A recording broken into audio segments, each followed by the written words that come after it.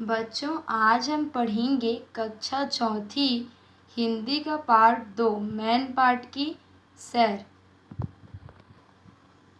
चलिए बच्चों, शुरू करते हैं।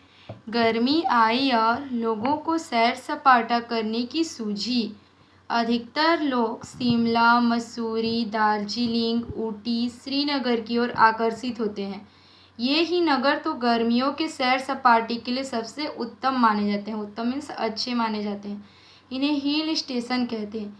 हिल मीन्स होता है बच्चों पहाड़ियाँ, और ये सारे नगर पहाड़ी पर स्थित हैं, इसलिए इन्हें हिल स्टेशन कहा जाता है। ये सभी नगर प्राकृतिक सुषमा से संपन्न हैं, मतलब बहुत ही सुंदर हैं। बृहद मध्य प्रदेश में भी एक हिल स्टेशन है, पंचमढ़ी। हमारा राज्य भी किसी अन्य राज्य से कम नहीं है। हमारे यहाँ भी एक हिल स्टेशन है। क्या उस स्टेशन का सैर करना चाहोगे? तो चलो, हम तुम्हें वहाँ ले चलते हैं। वह स्थल है मैन पाट। इसे कहते हैं छत्तीसगढ़ का शिमला, मसूरी या पंचमढ़ी। आओ हम तुमको इस नगर के एक एक स्पॉट से परिचित करा दें। हिल स्टेशन मैन पाट चारों ओर से प्राकृतिक सौंदर्य जलप्रपातों से भरा पूरा है। मैन पाट का कोना कोना दर्शनीय है। दर्शनीय मीन्स देखने योग्य। पर्यटक यहाँ आकर अतीव सुख और शांति का अनुभव करते हैं। लोगों के शोरगुल, वाहनों की कानों को खटकने वाली ध्वनियों से मुक्त शांत वातावरण युक्त मैन पाट अंबिकापुर से लगभग 85 किलोमीटर दूर हरी भरी पहाड़ियों पर स्थित है। चारों ओर से घने वनों से आच्छादित यह स्थान अनेक छोटी बड़ी नदियों से घिरा है। मैन पाट में बहुत सी नदियां भी हैं। ये नदियां स्थान स्थान पर जलप्रपात बनाकर अद्भुत मनोरम दृश्य उपस्थित कर देती हैं। समुद्र तल से 1100 मीटर की ऊंचाई पर 28 वर्ग किलोमीटर में आयताकार पहाड़ी पर बसे मैन पाट के आसपास अनेक दर्शनीय स्थल हैं। इसमें टाइगर पॉइंट, मछली पॉइंट, मेहता पॉइंट, दरोगा दरहा जलप्रपात, देव प्रवाह अपनी प्राकृतिक सुषमा के कारण दर्शनीय हैं। मतलब इनमें बहुत ही सुंदर सुंदर जगह मैन पाट में हैं। पहले हम मैन पाट के पूर्वी भाग में चलते हैं। यही महादेवमुड़ा नदी बहती है। मैन पाट में कौन सी नदी है बच्चों? मैन पाट में महादेवमुड़ा नदी है। यह नदी वनों के बीच 60 मीटर की ऊंचाई से गिरती हुई एक आकर्षक जलप्रपात बनाती है। इस जलप्रपात की धारा जब नीचे कुंड में गिरती है तो शांत वनों के बीच मधुर संगीत सा उत्पन्न कर देती है। कभी इस प्रपात के आसपास वनराज भ्रमण करते थे। वनराज मतलब जंगल का राजा यानी शेर, जिसके कारण इस प्रपात को टाइगर पॉइंट कहा जाता है।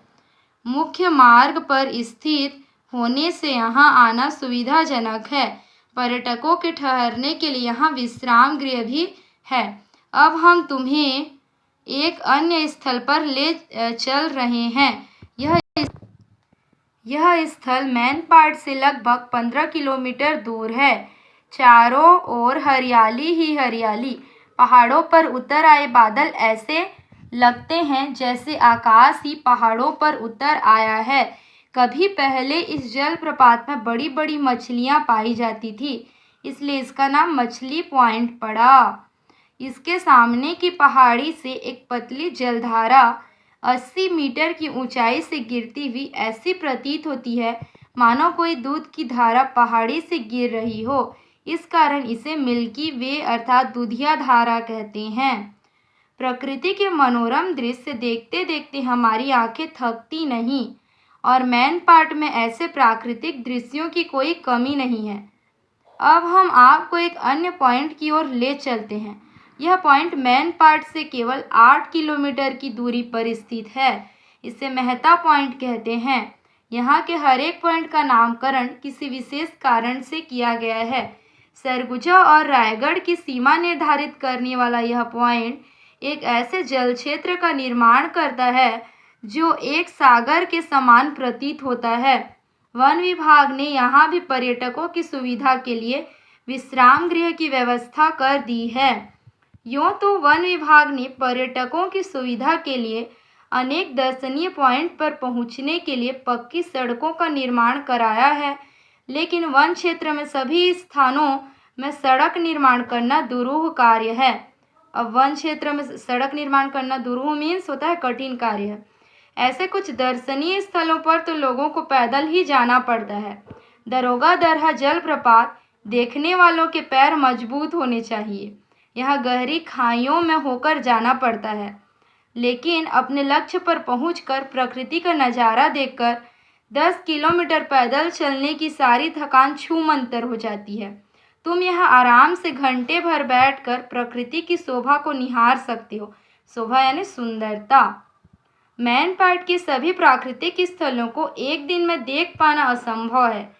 जिस स्थल पर भी तुम पहुँचोगे वहाँ से हटने को जी नहीं चाहेगा। तबीयत करेगी कि बैठे बैठे उस मनोरम दृश्य को देखते रहें। तो फिर एक दिन में सभी स्थल कैसे देखे जा सकते हैं? इसलिए पर्यटक कम से कम 2 दिनों का समय निकालकर यहाँ आते हैं। तुम पहले दिन इन्हीं स्थलों का भ्रमण कर सकते हो। दूसरे दिन का भ्रमण तुम देवप्रयाग से कर सकते हो। दूसरे दिन का भ्रमण तुम देव प्रवाह, मैंने यहाँ गलती से प्रयाग कह दिया था, ये देव प्रवाह है स्टूडेंट्स। दूसरे दिन का भ्रमण तुम देव प्रवाह से कर सकते हो। वन क्षेत्र कमलेश्वरपुर में एक प्राकृतिक झील है जो आगे चलकर एक नाले का रूप धारण कर लेती है। यही नाला 80 मीटर की ऊंचाई से गिरता हुआ एक प्रपात बनाता है। यही देव प्रवाह प्रपात है। यहाँ आसपास का वन क्षेत्र वन औषधियों से भरा हुआ है। हमारे लिए जो साधारण वृक्ष हैं, जानकारों के लिए उनमें से कुछ वृक्ष कल्प वृक्ष भी हो सकते हैं। मैनपाट में सूर्योदय और सूर्यास्त देखने के कई स्थल हैं। पर्यटक इन स्थलों पर पहुंचकर सूर्योदय और सूर्यास्त का भरपूर आनंद लेते हैं। जलप्रपातों के अतिरिक्त मैनपाट में अनेक प्राकृतिक गुफाएं भी दर्शनीय हैं। इन गुफाओं के संबंध में हम तुम्हें फिर कभी बताएंगे। मैनपाट अपनी एक और विशेषता के लिए विख्यात है। विख्यात यानी प्रसिद्ध। मैनपाट अपनी एक और विशेषता के लिए विख्यात है। तुम जानते हो कि भारत सदा से ही शांतिप्रिय देश रहा है। हमने अपने ऊपर विदेशियों के अनेक आक्रमण झेले हैं, लेकिन कभी किसी देश पर आक्रमण नहीं किया। हमारे धर्म प्रचारकों ने देश देश में घूमकर शांति का प्रचार किया है और विश्व की कई विपत्ति में पड़ी जातियों को अपने यहाँ शरण दी है। ऐसे ही विपत्तिग्रस्त तिब्बती शरणार्थी जब 1962-63 के चीन युद्ध के पश्चात भारत आए तो भारत सरकार ने उन्हें मैनपाट में बसाया, यानी कि तिब्बतियों को भारत सरकार ने मैनपाट में शरण दी। यह स्थान जलवायु की दृष्टि से उनके लिए अनुकूल था। आज मैनपाट भारतीय और तिब्बती 2 संस्कृतियों का संगम स्थल है।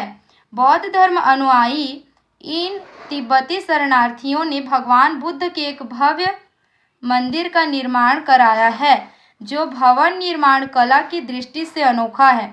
स्वयं बौद्ध गुरु दलाई लामा ने आकर इस मंदिर का उद्घाटन किया था। तिब्बती शरणार्थी यहाँ खेती, पशुपालन और वस्त्र निर्माण का धंधा करते हैं, यानी कि खेती, पशुपालन और वस्त्र बनाने का काम करते हैं। मैनपाट में तिब्बतियों द्वारा निर्मित दरी, गलीचे भारत के बड़े बड़े नगरों में विक्रय के लिए भेजे जाते हैं। प्रकृति का लाडला, 2 संस्कृतियों का संगम स्थल, जियो और जीने दो का उद्घोष करने वाला मैनपाट है न अलौकिक, यानी कि बहुत ही अद्भुत है ना। क्या तुम्हारा मन इसे देखने के लिए ललचाएगा नहीं? तो फिर शिमला, मसूरी, श्रीनगर और पंचमढ़ी का सैर सपाटा करने का विचार छोड़ दो और अगली गर्मियों की छुट्टियों में मैनपाट यात्रा की योजना बना डालो। बच्चों, आप लोगों को मैनपाट का सैर कैसे लगा? कमेंट करके ज़रूर बताइएगा। अगर आप लोगों में से कोई मैनपाट गए हैं तो ये भी कमेंट करके ज़रूर बताइएगा। धन्यवाद।